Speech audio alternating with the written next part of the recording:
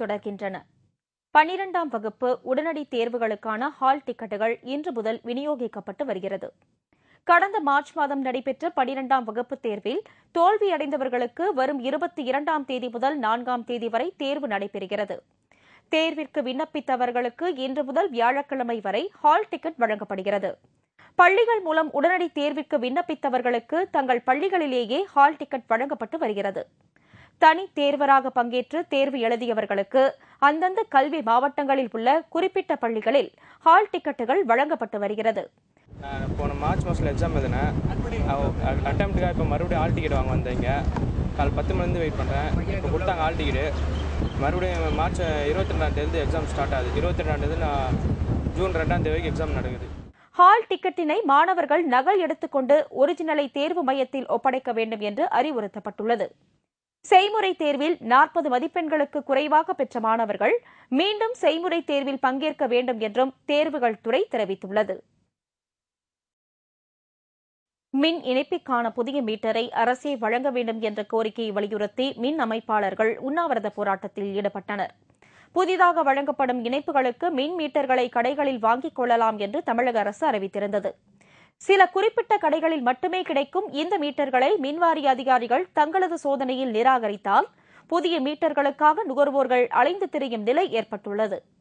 இந்நிலையில் புதிய மின் இணைப்பிற்கு தமிழ்நாடு மின்சார வாரியமே மீட்டர்களை வழங்க வேண்டும் என்பதை வலியுறுத்தி தமிழ்நாடு மின் அமைப்பாளர்கள் மத்திய சங்கத்தின் சார்பில் போராட்டம் நடத்தப்பட்டது. இதில் தனியார் மீட்டர் வாங்கும் முறையை உடனடியாக ரத்து செய்ய வேண்டும் என்றும் வலியுறுத்தப்பட்டது. ஒரே மாதத்தில் மின் இணைப்பு வழங்கவில்லை என்றால் நுகர்வோருக்கு நஷ்டஈடு வழங்க வேண்டும் என்றும் கோரிக்கை விடுக்கப்பட்டது.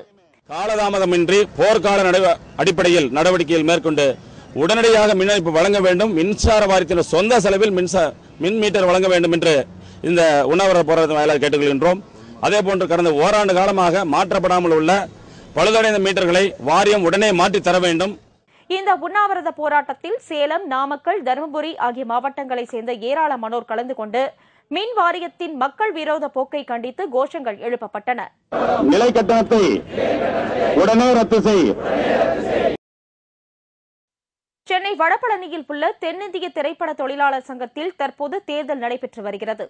தலைவர் பதவிக்கு அமீர் மற்றும் விசு போட்டியிடுகின்றனர். செயலாளர் பதவிக்கு சீமா, உமாசங்கர் பாபு ஆகியோர் போட்டியிடுகின்றனர். 5 துணைத் தலைவர் பதவிகளுக்கு 7 பேர் போட்டியிடுகின்றனர். 5 துணை செயலாளர் பதவிகளுக்கு 6 பேர் போட்டியிடுகின்றனர். இந்த தேர்தலில் 22 அமைப்பை சேர்ந்த 66 பொதுக்குழு உறுப்பினர்கள் வாக்களித்து வருகின்றனர். மேலும் பொருளாளர் பதவிக்கு அங்கமுத்து சண்முகம் போட்டியின்றி தேர்வு செய்யப்பட்டுள்ளார். எங்களை பொறுத்த மட்டும் இந்த தேர்தல் முடிந்த உடனேயே யார் இங்கே தலைவராக வரான்றது முக்கியம் இல்லை. நான் வரேனா, விசு சார் வரான்றதெல்லாம் முக்கியம் இல்லை. யார் வந்தாலும் தொழிலாளர்களுக்காக பாடுபடணும். இந்த சங்கத்தை உடைக்காமல் இருக்க பாடுபடணும்.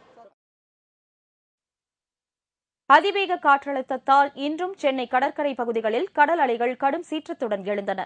இதனால் மீனவர்களின் இயல்பு வாழ்க்கை பாதிக்கப்பட்டுள்ளது. சென்னையில் கடற்கரை பகுதிகளில் காற்றழுத்தம் காரணமாக கடல் அலைகள் கரையை தாண்டி கடும் சீற்றத்துடன் பொங்கி எழுந்தன. இதனால் மீனவர்கள் கடலுக்குள் மீன்பிடிக்க செல்ல முடியாமல் வலைகளை திரும்ப எடுத்துச் சென்றனர்.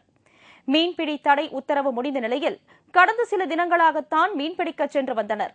இந்நிலையில் கடல் சீற்றத்தால் கடலுக்குள் மீன்பிடிக்க செல்ல முடியவில்லை என்று கவலையோடு தெரிவித்தனர்.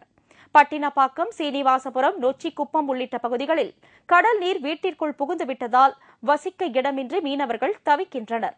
மீனவர்களின் நிலைமைக்கு சம்பந்தப்பட்ட அதிகாரிகள் விரைவில் தீர்வு காண வேண்டும் என்று மீனவ மக்கள் கோரிக்கை விடுத்துள்ளனர். அரசு ஒப்பந்த பயிற்சி மருத்துவர் பணி நியமனத்தில் தமிழக அரசு இஸ்லாமியர்களுக்கு பச்சை துரோகத்தை இழைத்துள்ளதாக கூறி தமிழ்நாடு தௌஹீத் ஜமா அமைப்பினர் திருவாரூர் மாவட்ட ஆட்சியர் அலுவலகத்தை முற்றுகையிட்டு போராட்டத்தில் ஈடுபட்டனர்.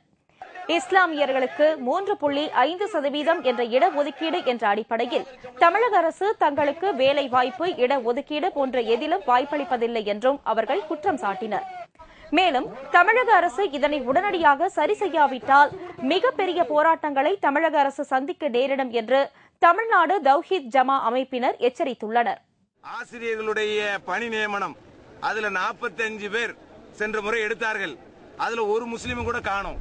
அப்ப இவ்வளவு திட்டமிட்டு மறைத்திருக்கிறீர்களே, தமிழ்நாடு அளவிலே மிகப்பெரிய ஒரு போராட்டத்தை தமிழ்நாடு ஊதிய உயர்வு உட்பட பல்வேறு கோரிக்கைகளை வலியுறுத்தி கன்னியாகுமரியில் உள்ள ஆரல்வாய்மொழி கூட்டுறவு நூற்பாலை ஊழியர்கள் மாவட்ட ஆட்சியர் அலுவலகத்தை முற்றுகையிட்டு கண்டன ஆர்ப்பாட்டம் நடத்தினர்.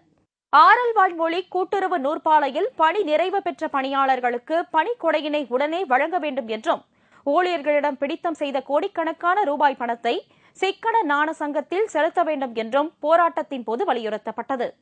மேலும் தினக்கூலி பணியாளர்களை பணி நிரந்தரம் செய்ய வேண்டும் என்பது உள்ளிட்ட 8 அம்ச கோரிக்கைகளை நிறைவேற்றாவிட்டால் பல்வேறு கட்ட போராட்டங்களை நடத்தப் போவதாக தொழிற்சங்க நிர்வாகிகள் தெரிவித்துள்ளனர்.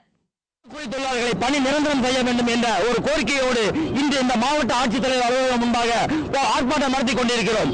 அதே போன்று தொழிலாளர்களிடம் பிடித்தம் செய்யப்பட்ட சிக்கன சங்கத்திற்கு செலுத்த வேண்டிய பணம் சுமார் 1 கோடி அளவுக்கு இந்த ஆலை நிர்வாகம் பணத்தை பிடித்து வைத்துக் கொண்டு சம்பந்தப்பட்ட நிறுவனங்களுக்கு செலுத்தாதை கண்டித்து இந்த ஆர்ப்பாட்டம் நடைபெற்றுக் கொண்டிருக்கின்றன.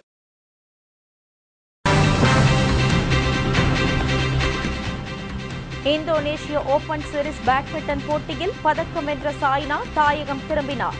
ஹைதராபாத்தில் உற்சாக வரவேற்பு. விவரம் இடைவேளைக்கு பிறகு.